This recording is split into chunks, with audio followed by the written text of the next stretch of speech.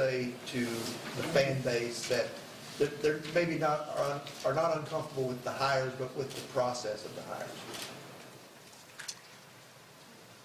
Well, I'm not really sure how they could be uncomfortable with either of the processes.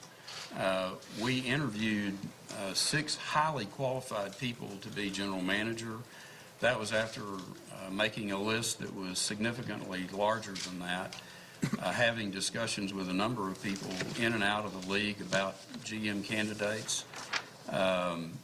With respect to our head coaching candidates, you know, there was already a pretty good working knowledge of Mike. We'd interviewed Mike once before to be a head coach. He had been our interim head coach for most of the season. And we interviewed 3 other highly qualified candidates. So I'm not really sure what discomfort level you're talking about. John, congratulations. Thanks Mike, to you. How long of a commitment have the Titans made to you being head coach? How long of a commitment? Yeah, how long is the length of the contract? Multiple years. Multiple years. Why was it important for you to have a contract that was... That's all. That's the only thing that's ever been discussed. That's the only thing. That's been, you know, again, obviously this has been my 3rd opportunity to be a head coach, and that's always been the situation. Like your record is what it is. Why are you confident you'll be more successful, I guess, this time? I'm very confident in myself, and I will be confident in the guys that I'm hiring. I'm going through that process right now. I'm a good football coach, and circumstances they dictate a lot of success for people, and they also dictate sometimes failure. And you can't base it all on one thing. There's been a number of coaches that have been in a position that I've been in that have had a chance to come back, have another opportunity, and be successful. And I've always felt that way. Again, based on circumstances that will allow me to have success. I'm going to surround myself with people that have the same feelings that I do, the same beliefs, same coaching style, and you know, these guys know what they're getting. The players know. They've saw me for 9 weeks. They know what they're getting. This organization knows what they're getting. It's not like starting brand new. I know what changes need to be made, and fortunately, I get a chance to change them. Did you hire your staffs in Buffalo and Jacksonville? Yes. John, does he have control over his staff? Yes. Mike, what are those changes you alluded to, the ones that you knew you needed to make but didn't have the time to make, and what are they going to be? Well, schematically, we're going to change some things offensively and special teams. So you'll see 2, not a drastic change offensively, more of things I'm familiar with. I call it user-friendly within the offensive system, but definitely the special team system will change. Obviously, what I'm talking about is obviously some coaching changes. There'll be multiple coaching changes, and I'm in the process of hiring those coaches right now, or interviewing those coaches to be hired. John, your immediate to-do list starting on. Well, it's first to evaluate staff. You know, I've met with the in-house staff. I look forward to meeting I've been on the road at school calls and college games with some of the road scouts. But the next 4 months will be an evaluation process for me and those guys. Senior Bowl's next week, so we're going to hit the ground running with that, with player evaluation. Free agency's right around the corner. We're going to probably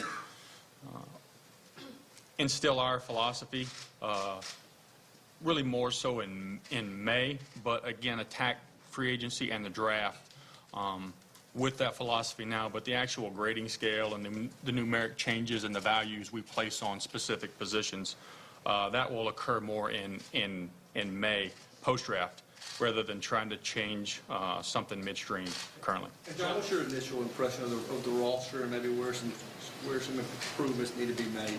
Yeah, I mean, I've watched. They spanked us pretty good in the first game there down in Tampa. I have evaluated the players. That was one of the things that I liked about Mike, is he kind of had a personal interaction with the players on the roster, so he could help me identify really the personalities. All I have to go off of is what I see on film. I think in the end, we want to put the most competitive 90 guys out there on the field this spring during OTAs as we can, and let them battle it out.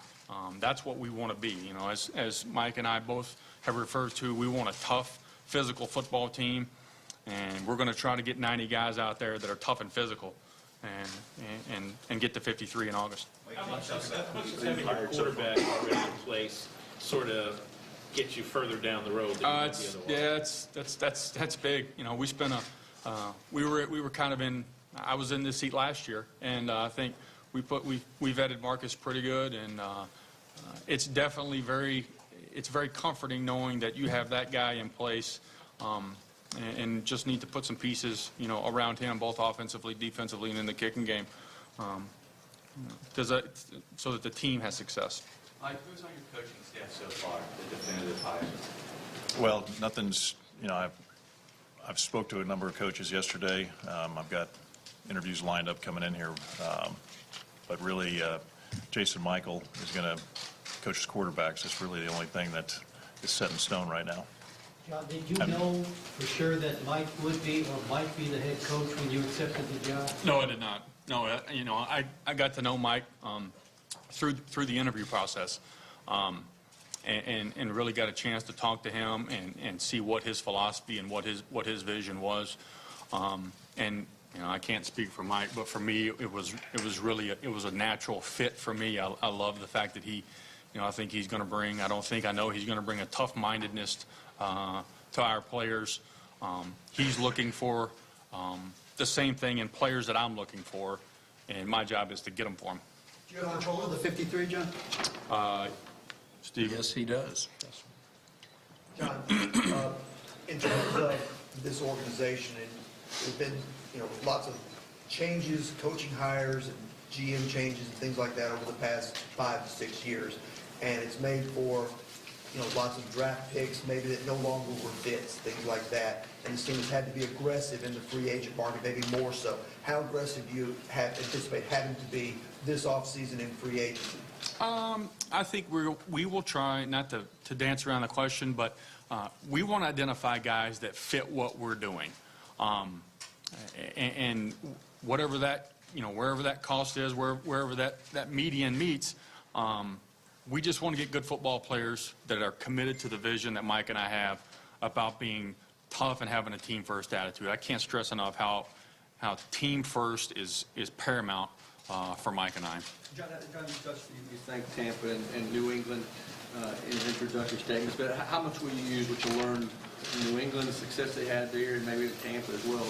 Yeah, a ton. I think the team building process in New England speaks for itself. I mean, they're perennially powers that are going to be, you know, reckoned to deal with in January. So I think the way that we scout, the way that we identify players, the process that our scouts will go through to identify players to add to this football team. I'm not going to say it's exact. We kind of tweak some things in Tampa to make it fit us, and that's what we'll do here.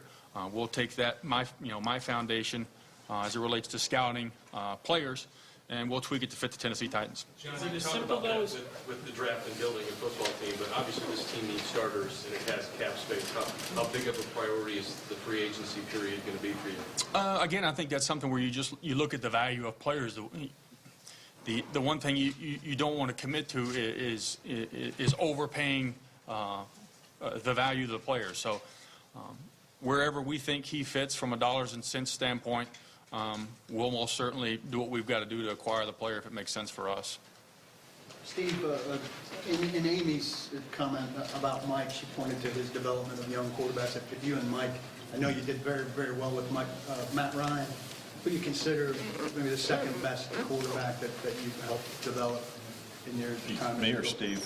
Well, I'd like Steve to answer on Amy's behalf, and I'd like you to answer as well. Cordell Stewart, Matt Ryan. I'm not sure of all the quarterbacks that Mike has helped develop. You know, I work mostly on the business side. Amy did ask a lot of questions of Mike about the development of how he intended to develop Marcus, you know, who we consider to be the centerpiece of our franchise. And it was no small factor, the fact that he, is sort of a quarterback whisperer. So we think that was a leading factor in the decision to hire Mike.